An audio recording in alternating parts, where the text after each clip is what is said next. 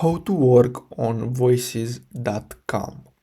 So basically what you're gonna have to do is simply go to voices.com and then simply click on find work, as you can see here. So simply click on that and then simply click on sign up free. Then you're gonna have to enter your full name, your work email, and then choose find work as a talent and check this box and click on sign up now. Now I'm gonna use my Google account for this tutorial, so I'm gonna click on that. Now here I'm gonna click on find work as a talent, and then I'm gonna check this box and click on sign up now.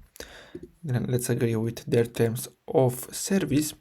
Now here you're gonna have to add your mailing address. You're gonna have to add your address, city, country, and here choose your state, enter your zip and phone number, and then simply click on submit, and that's it. So I really hope you found this video helpful. Don't forget to like and subscribe. Thanks for watching.